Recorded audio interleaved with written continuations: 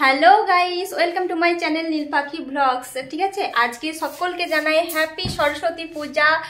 সবাই ভালোভাবে সুস্থভাবে সরস্বতী পূজা এনজয় করো, পুষ্পাঞ্জলি দাও, প্রসাদ খাও। আর আমাদের এটা হচ্ছে বাঙালির মতে কি জানেন তো, যে সরস্বতী পূজা মানে হচ্ছে আমাদের সেকেন্ড ভ্যালেন্টাইন্স ডে। ঠিক আছে, যেখানে কাপলরা নিজেদের হাত ধরে একে অপরের সাথে ঘুরতে বেরোয় রাস্তায়। ঠিক আছে, তো ভালোভাবে ঘোরো। ঠিক আছে, আর আজকে আমি দেখো এভাবে শাড়ি পরেছি, আর এই যে আমার সাথে আছে কি বলতো, একজন নতুন ম্যাডাম সুন্দরী। This is my বেস্টি। ওকে, ঠিক আছে, চলো। হ্যাপি সরস্বতী পুজো। হ্যাপি সরস্বতী পুজো। ঠিক আছে, চলো আমি এবার নিচে যাব, রেডি হয়েছি। নিচে গিয়ে এবার কিছু ফটোশ্যুট করব, আর এরপরে দেখতে থাকো আমি কি কি করি। ঠিক আছে, বাই। হাই, হ্যালো গাইস, দেখো আমরা এবার শাড়ি পরার পর কেমন লাগছে আমাদের চারজন। কেমন লাগছে বলে দাও। কারোর কোনো বক্তব্য আছে? না, কোনো বক্তব্য নেই। ঠিক আছে, টাটা। তুমি পেছন পেছন কেন যাচ্ছ? এগুলো যুক্তি আছে কোনো? সব কাজে ফালতু ফালতু। আমি এখান থেকে পালিয়ে যাবো কিন্তু। ওই দেখ ভগবতী কি বলছে। ইনি হচ্ছেন আমাদের চাচা, যিনি সবাইকে হাসি মজা আনন্দে রাখতে ভালোবাসে, আর নিজেও ভালোবাসে হাসি মজাতে থাকতে।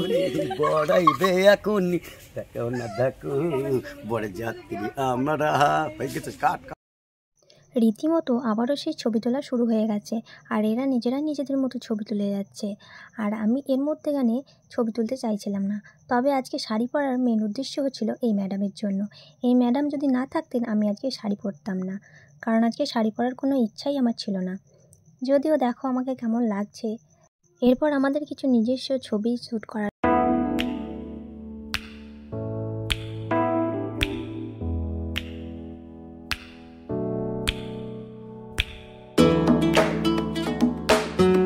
সেই খাওয়ার জায়গায় চলে গেছিলাম, যেখানে দুপুরবেলায় খাবার হচ্ছিল।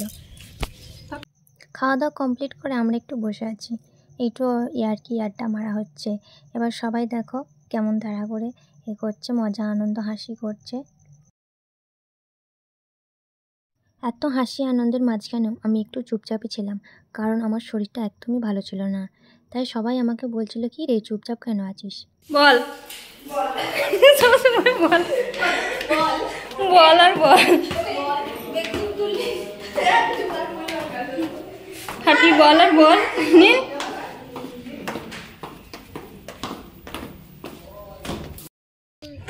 ভালো ভালো ভালো, হ্যাঁ টাটা বাই বাই।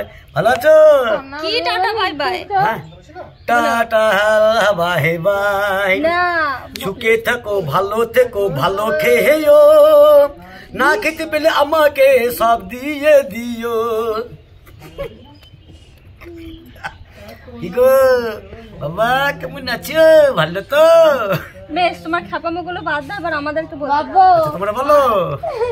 এরকম দুবেলা তো আমরা এখন খেয়ে এখন ছাদে বসে আছি।